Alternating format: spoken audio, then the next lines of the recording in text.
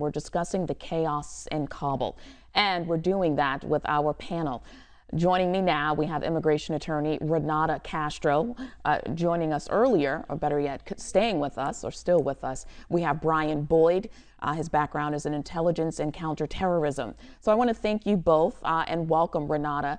So I want you, Renato, since you were just joining us, to respond to what you just heard. The New Jersey congressman saying 6,000 evacuation cases he's already taken in a matter of days. The United States did not do a good job at preparing for the chaotic influx that would happen with the exit of our armed forces from Afghanistan.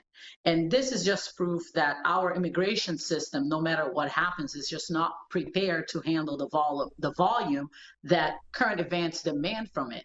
When the congressman talked about 6,000 cases, he's most likely talking about SIV cases, which are special cases for those who have helped the American military. We're not taking into consideration the thousands or millions of people who will try to file for asylum or some kind of refugee status to come to the United States as a result of the Taliban now being the controlling force in Afghanistan.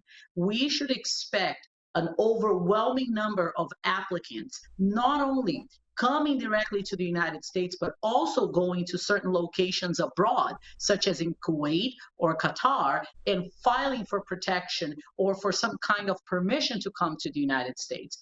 If you recall, or if viewers have seen me here talking about immigration, we have discussed at length the issue of Afghan translators who helped the American military, and how the U.S. government, even in light of the impending exit from Afghanistan territory, did not do much to protect those who helped us in America's lengthiest war. So it's no surprise that now chaos has taken over everywhere, both in Afghanistan and for those resources in the United States that are helping the Afghans who helped us and who deserve protection to come to the United States without the preparedness that they deserved. Yeah.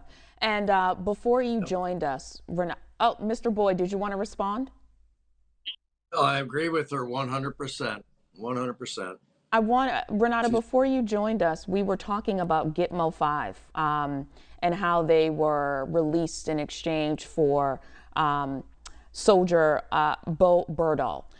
I wanted to ask you, Mr. Boyd, have we heard from Mr. Berdahl about this, where the Taliban stands now? Because he was kidnapped by them and held. That was the story that first came out, and President Obama touted him as a hero, because that's what most people thought, until they discovered that he had abandoned his post and deserted. So suddenly Bergdahl was court-martialed. Now, where he is today, I don't know. He may still be held. I have no idea. But he was declared a deserter.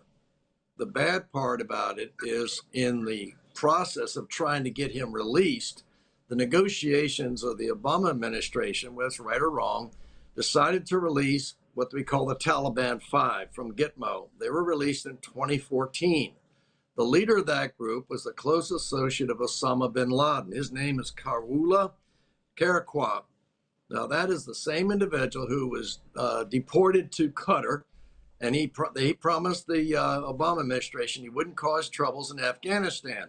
But we all know the truth of that. He organized a government in exile, and he's the one who led the takeover of Kabul just recently.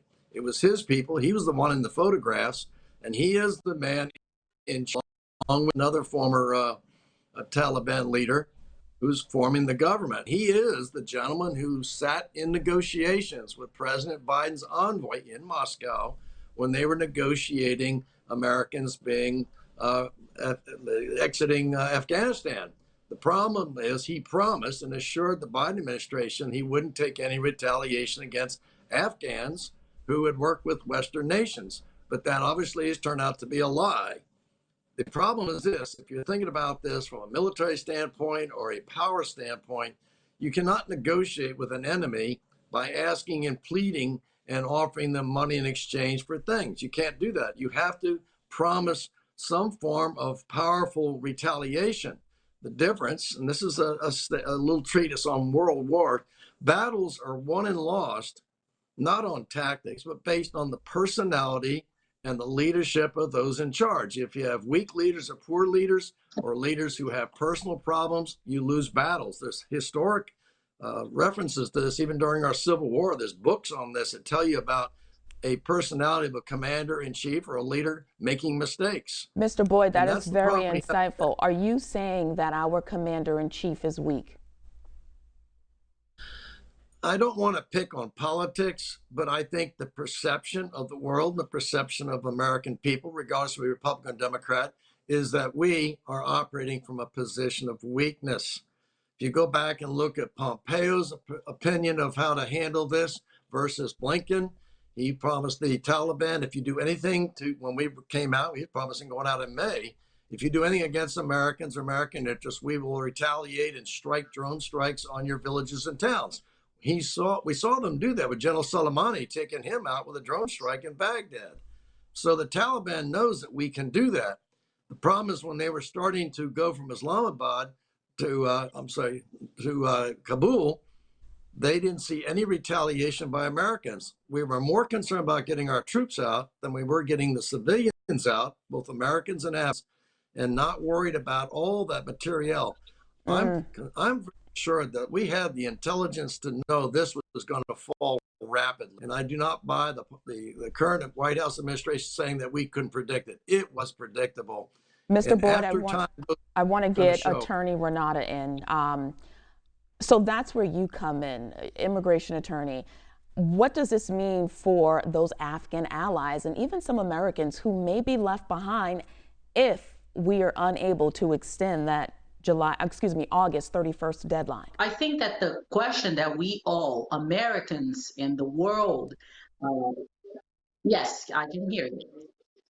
I can hear you. Can you hear me? Okay, it seems like there's a really bad delay. There's a delay, Renata. So just answer, what is that? Where does that leave those Afghan allies? We're going to let you get that fixed. We're going to let you fix that. And Mr. Boyd, we'll continue the conversation. I think that Mr. Boyd, we'll continue the conversation. So where does that leave the allies that help the U.S.? I mean, we're talking 20 years now. This is a multi-generational war at this point. Well, when you look around the world and watch events going back to World War II and the Korean conflict, and we had to draw a line, and people are stuck in North Korea who couldn't come to South Korea. They couldn't even come to a safe, and those are Koreans against Koreans. When Cuba fell, Cubans couldn't get out. They had a massive boat lift. When the Berlin Wall fell, we had Germans stuck on the east side of Germany. There's been lots of history lessons of countries that fall to various other leaders, and the escape process from any kind of totalitarian government is immense. This one is much worse than others because that is the breeding ground for most of the terrorists of this country, of this world. Those in Al Qaeda are the same people who back Hamas. They're the same ones who work with Iran.